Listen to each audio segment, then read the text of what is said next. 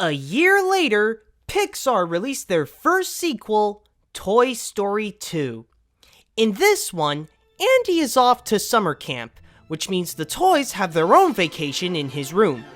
Suddenly, Woody tried to save another toy named Wheezy from being in the yard sale, but he ended up being in it himself, and got swiped by a toy collector named Al, who wants Woody because he's actually a rare collector's item. At Al's place, Woody meets some more toys that were from the Woody franchise. Yeah, apparently he has his own franchise, go figure, named Jessie, Bullseye, and Stinky Pete. But what Woody doesn't know is that Buzz and all the other toys are out to go find him before Andy comes back from summer camp. During the time of the first Toy Story's release, when John was traveling with his family, he found a young boy holding a Woody doll who was excited to show it to his dad at the airport. It was a moment so moving for John that he knew he must make a great sequel for that kid and everyone else who fell in love with the movie. When the heads at Pixar suggested the idea of a Toy Story sequel to Jeffrey Katzenberg's replacement as chairman of Walt Disney Studios, Joe Roth, Joe liked the idea and wanted to have it as a direct-to-video sequel, which was a new thing for Disney and proved to be very successful with their first attempt, The Return of Jafar. When making the sequel, John's goal was to respect and recreate the world of the original, not just by bringing back the original cast and Randy Newman, who did the songs and the score of the movie, but also how the story was based on John's life. You see, John is a major toy collector, and when he would bring his kids at work, they would be marveled at the toys and start playing with them. And you know how collectors are with kids playing with their stuff. No, that's not. I swear. No, stop it. You're gonna break. Can you? It hurts. Can you stop, please? No. I can't. Guys, stop. But then it hit him. What's it like to be a toy in the hands of an obsessive collector? Since, you know, the purpose of toys is to be played with. The idea of Woody being a collector's item was originally the story for the Tin Toy Christmas special that never came to be. To find more animators, since pretty much all of them were already working on A Bug's Life, Steve Jobs looked at the Interactive Products Group, the staff who finished working on 2 CD-ROMs, which were the Toy Story Animated Storybook and the Toy Story Activity Center, and decided to stop them from making more CD-ROMs and become the crew of Toy Story 2. During the opening scene when Buzz goes out to stop Zurg, Buzz was originally supposed to fly around the river from A Bug's Life, but by complete accident, there are these random floating rocks in the scene. However, John actually liked it, and they decided to keep them in the movie. On November 1997, they showed a story reel with some finished animation to Peter Schneider and Joe Roth. They seemed to be very impressed with how good it looked and decided that they would release this in theaters instead of going to direct-to-video.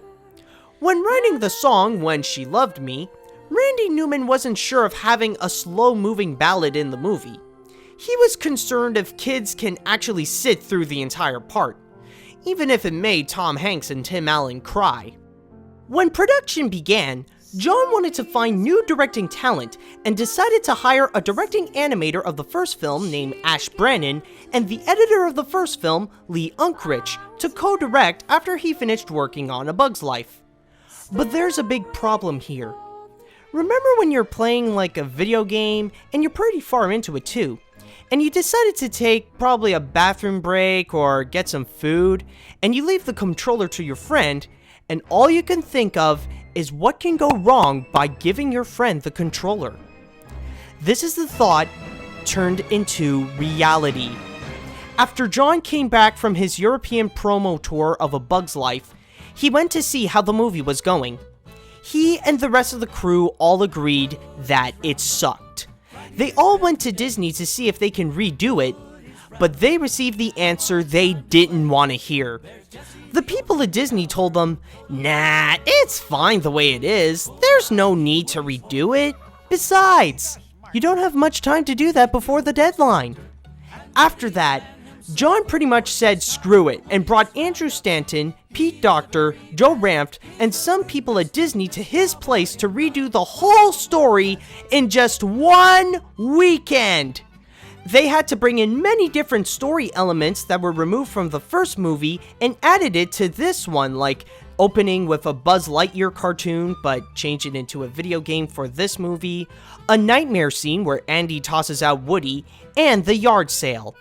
Not only that, but John even stepped in to help out Ash and Lee as co-director.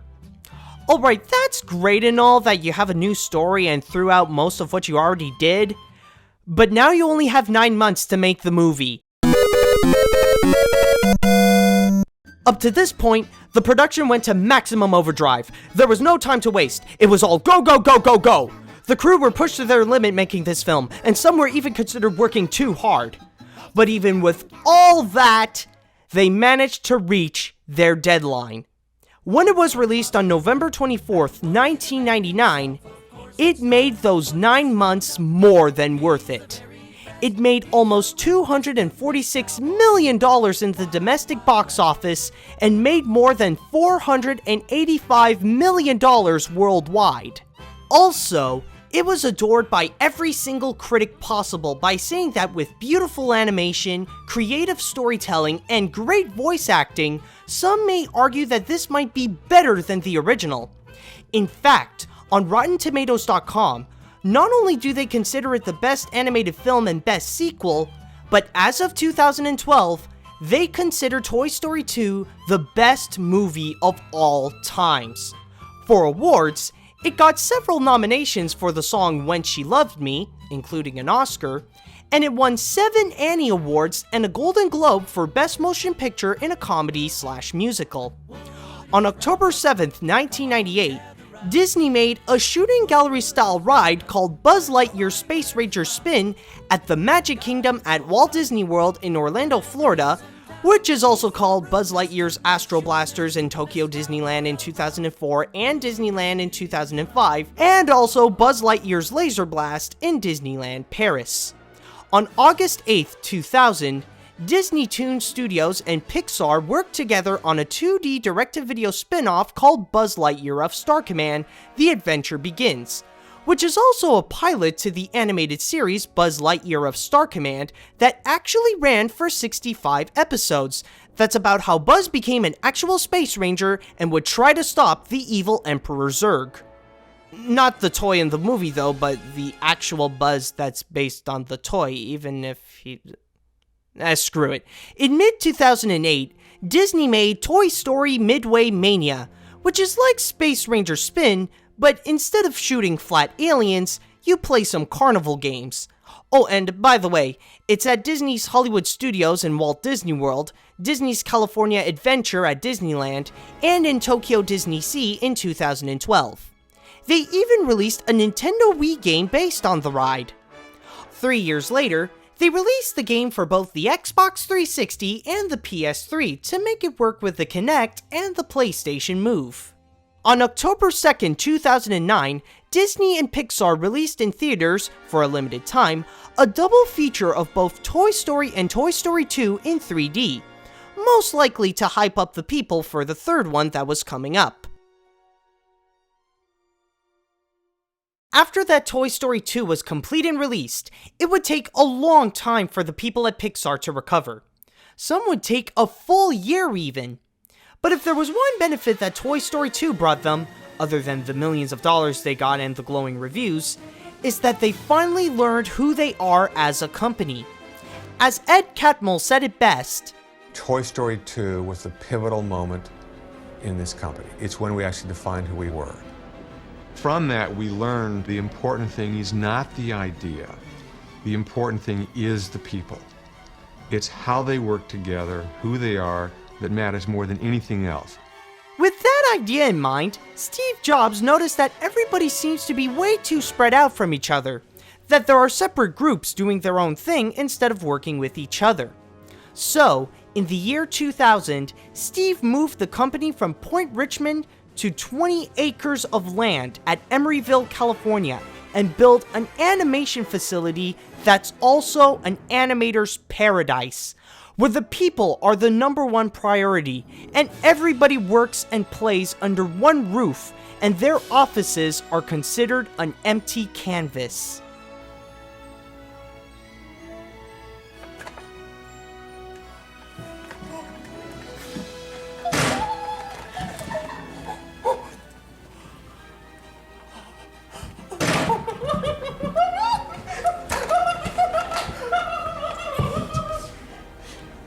After moving in, John realized that releasing one animated feature a year will mean overlapping productions, and he can't be in charge of every single project. I mean, it'll be like Toy Story 2 all over again.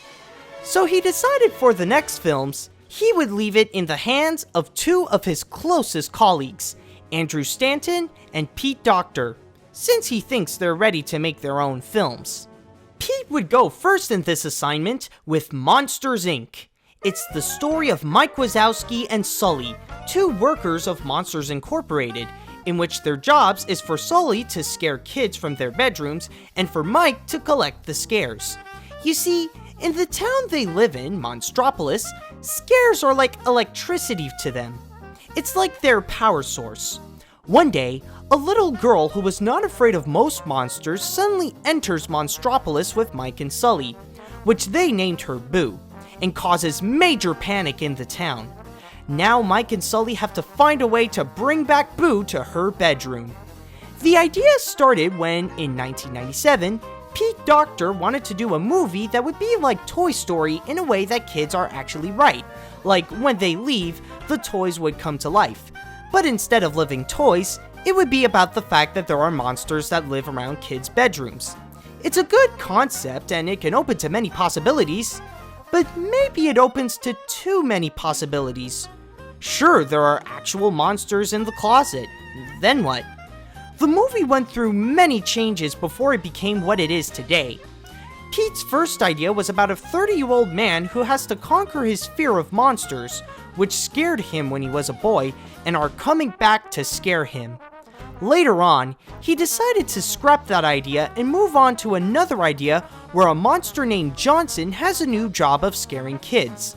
Because that the 30-year-old was out, it doesn't mean they would take out a human character. For a while, it was supposed to be a little boy, but then they decided to do a little girl named Mary, who would be brave and tough because she would always get picked on by her brothers. As for Johnson, he would be nervous about being fired from his job and would always be envious of Ned, another monster who is considered to be the best scarer of the company.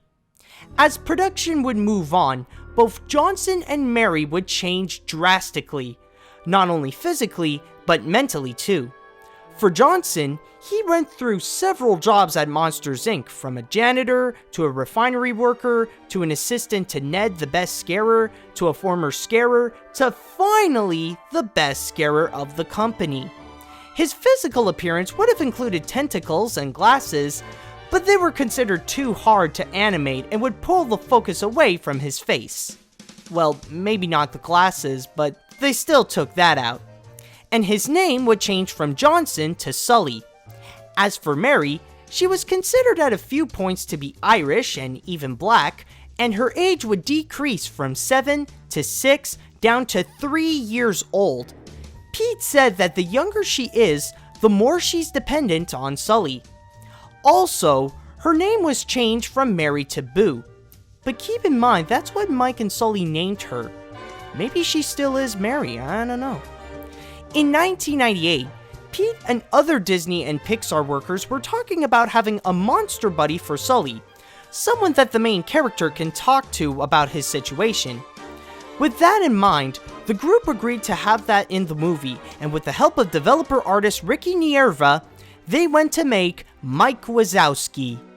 For the voice of Mike, they went to get Billy Crystal, who before rejected the role of Buzz in the first Toy Story. But ever since he saw the movie, he regretted saying no ever since. So when Pixar came back to ask him to be in Monsters Inc., he immediately jumped into the team. In some cases, this is called a second chance. Originally, Bill Murray was supposed to be Sully, but the filmmakers had a really hard time to contact him and they decided to take it as a no. Later on, when they got John Goodman to do Sully's voice, John wanted to get a good friend of his, Steve Buscemi, to do the voice of Randall. For Boo, they got the daughter of Pixar's story artist, Rob Gibbs, who is coincidentally called Mary. Because she was so young at the time, it was near impossible for her to stay in one spot down at the recording studio. Well, it is a kid, and to quote Boromir, one does not simply hold a kid still in one spot. So to work around that, they let her go play and follow her with a microphone. The biggest challenge for the animators was to make the fur of Sully. Now, Pixar has worked with hair before, but they would cheat their way out of it with either short hair or putting it on a ponytail. Here, however, they have to find a way to put 2,320,413 hairs all over Sully's body. Not only that, but make sure that the hairs would cast shadows, they would move with the wind, and especially find a way to render all the hairs without making the computer explode. What they came up with is a program called Fist. And yes, I pronounced and spelled that correctly. It's meant to be short for a physical tool. What it does is that after a scene with Sully was made, Fist would add in the fur and take account on what's going on in the scene, like if Sully's going high speed riding a door or if he's abandoned on a windy snowstorm. Another cool thing that Fist could do is that it can do the same thing with clothing. But keep in mind that it doesn't mean that it can make things go faster. It still takes around 11 to 12 hours to render one frame that has Sully in it. Before the film was released, Disney and Pixar would get some scares of their own. They got 2 lawsuits from the idea of the movie, one from children's songwriter Laurie Madrid and artist Stanley Mouse. Laurie claimed that they stole the idea from her poem There's a Boy in My Closet, and Stanley claimed that Mike and Sully were based on his characters from Excuse My Dust. Both these lawsuits ended up ruling for Disney and Pixar, saying that any ideas and or characters are made by the people at Pixar and have nothing to do with other people's work. Disney and Pixar 2, Laurie and Stanley 0. When it was out on November 2nd, 2001, the critics loved the film by saying that even if it doesn't have the wit of the Toy Story movies, it's still fun to watch for everyone. At the box office, it earned almost $256 million domestically and more than $525 million worldwide. You know, I just realized that I'm starting to sound like a broken record when it comes to the release of Pixar movies. It made a lot of money at the box office and the critics gave it great reviews. It made a lot of money at the box office and the critics gave it great reviews. It made a lot of money at the box office and the critics gave it great reviews. It flew real low. It won an Oscar for Best Original Song for If I Didn't Have You, and it was nominated for Best Sound Editing, Best Original Score, and one of the first films to be nominated for Best Animated Feature. The others were Jimmy Neutron Boy Genius and Shrek, who was the first winner. In 2002, there was an animated short featuring Mike and Sully called Mike's New Car, where Mike and Sully are having problems with the car he just bought. It was supposed to be a scene in the movie, but they decided to cut it out and put it on the VHS and DVD of the movie. There are 3 different Disney rides based on Monsters, Inc. Like in 2006, they made a ride in Disney's California Adventure at Disneyland called Monsters, Inc. Mike and Sully to the Rescue, which is pretty much the movie into a ride, like Peter Pan's Flight. In 2007, they made the Monsters, Inc. Laugh Floor, where guests can interact in a monster comedy show with Mike as the host at the Magic Kingdom in Walt Disney World. And in 2009, they made Monsters, Inc. Ride and Go Seek at Tokyo Disneyland in Chiba, Japan, which you go play flashlight tag with Mike, Sully, Boo, and all the other monsters down at Monstropolis. On December 19th, 2012, they re-released Monsters, Inc. in 3D for 2 reasons. One was to give audience more hype to the prequel, Monsters University, and 2 was because of the success of The Lion King when it came out in theaters again, but in 3D. Now that Pete made a name of himself with his first movie becoming a smash hit, the pressure was to the max for Andrew Stanton. I mean, just by looking at Monsters, Inc. and the success it brought to the studio, how can Andrew top that? Well, I think now's a good time to talk about Finding Nemo. It's about Marlin, a clownfish who is worried 24/7 of his only son Nemo because, before he was born, a barracuda ate his wife and all but one of their eggs. He sends Nemo on his first day of school, but suddenly, Nemo gets caught by, you know who and from where, P. Sherman 42 Wallaby Way, Sydney. and finds himself in an aquarium in a dentist's office with other tropical fish. Now, with the help of a memory-losing regal blue tang named Dory, they're out to cross the ocean to, well, find Nemo. There are several moments in Andrew Stanton's life where he got the idea to make the film. One of them was a trip to Marine World, now called Six Flags Discovery Kingdom, with his new son in 1992 and was amazed by all the fish and shark exhibitions they had. Several years later, when he thought back of that day, he thought that making a computer-animated film set in the ocean would be perfect. Another moment that gave Andrew the idea for Nemo was one day in 1997, where he failed to have a Hallmark-style father-son moment because he was being a little too overprotective. One of the biggest aspects in making the film is research, and Pixar went to many lengths for Nemo.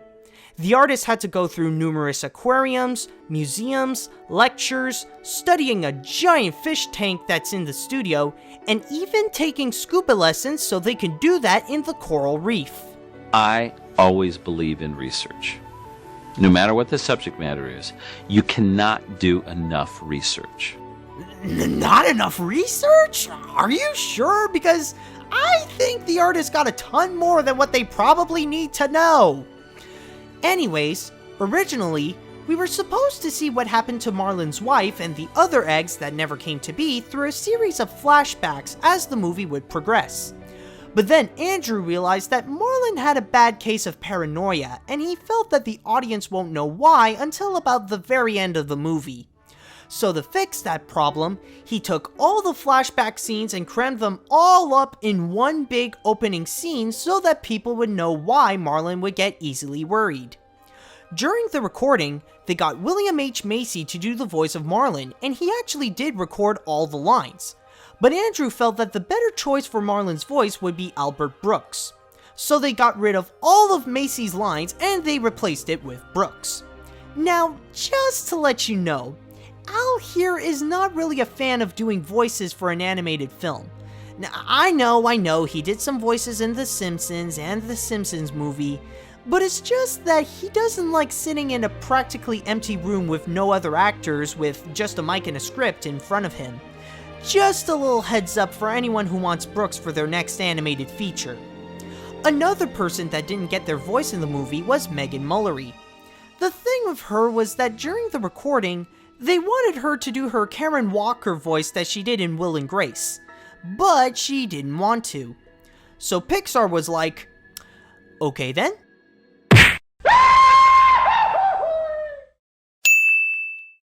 To see how good the animators are, they got some random clips of the ocean that would have fish or not, and tried to copy them through animation. The end result ended up being really good, but maybe even too good. It was so hard to know which clips are the real ones that they considered it too realistic for an animated film. Well, I'll give them that. I mean, it's not really a good idea to make your animated movies try to look as real as possible. To prepare themselves on animating fish, the animators spend about 2 months just to understand how the movements of a fish works. But I know what you're thinking. Okay, but what kind of fish did they get that can show human facial expressions? Well, there are none, but what they did do for that is look at the facial expression of dogs, mostly in the eyes, to animate the fish, just so they don't look too human, but understand how they feel. By the way, remember how long it would take to render 1 second or 1 frame in Monsters, Inc. and Toy Story?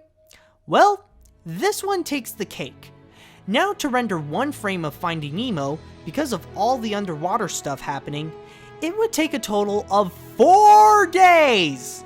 1 frame, 4 days. Alright, who wants to bet that the next movie will take longer to render? Come on, people, place your bets. When looking for a composer, John Lasseter wanted to find someone else other than Randy Newman for a change. He wanted to get Danny Elfman to score the film, but then he said no. Then he went to ask Hans Zimmer if he wanted to do it, but then he said no. Finally, John went to ask Randy's cousin, Thomas Newman, to do it, but then he said yes. When it was released on May 30th, 2003, it became a phenomenon. Critics everywhere were just loving the film, saying that they can put this film in their success pile once again for its beautiful animation, great voice acting, and a well-crafted script. At the box office, it became the highest-grossing animated film of its time, with almost $340 million domestically and about $868 million worldwide, breaking the previous record held by The Lion King. In fact, the producer of The Lion King, Don Hahn, called Andrew to tell him, Finally! It's about time! At the Academy Awards, it managed to get nominated for Best Original Writing, Best Sound Editing, and Best Original Score, and it won Pixar's first Oscar for Best Animated Feature.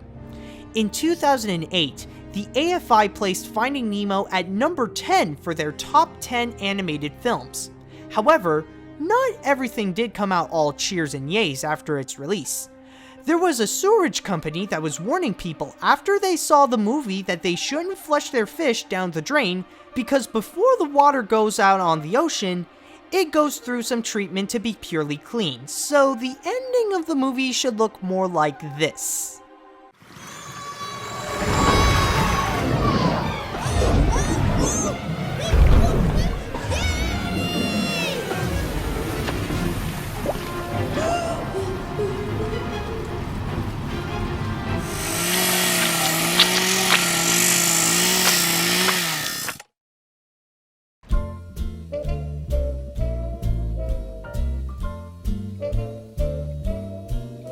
Also, there was an environmental outcry because the orders for clownfish and many other tropical fish went through the roof, which is not really good for some reefs. Not only that, but even some people who have aquariums release their fish out to the sea. But the thing is, they would release them in the wrong one, which means that it's not only bad for the fish, but for the reefs and the ocean as well. But back onto more happy news, it became the best-selling DVD of all times with, as of 2006, more than 40 million copies sold. So imagine the DVD stores at the time looking like this. Nemo? He was taken off the reef by divers and this... They're taking it, Harvey!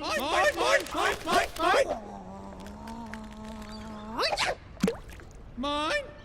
On January 24th, 2007, Disney redecorated the Living Seas Pavilion at Epcot in Walt Disney World into a Finding Nemo-themed underwater exhibit called The Seas with Nemo and Friends, which even includes an interactive show called Turtle Talk with Crush, where guests can interact and talk with Crush.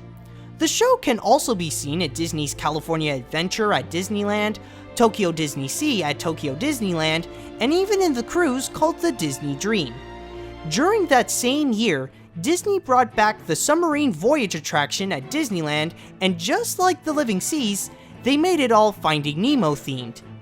In the Walt Disney Studios Park at Disneyland Paris, they made the Crush Coaster, which is a spinning roller coaster where it's like you go on the East Australian Current. At Animal Kingdom in Walt Disney World, they made Finding Nemo the Musical, which is a 40-minute stage musical that's directed by Tony Award winner Peter Brosius, songs written by Robert and Kristen Anderson Lopez, who also wrote the songs for Avenue Q, and puppets designed by Michael Curry, who also made the puppets for the Broadway version of The Lion King. On September 14th, 2012, like Monsters Inc., they re-released Finding Nemo in theaters, but this time in 3D for a limited time. It ended up being quite successful, earning an additional $41 million at the domestic box office.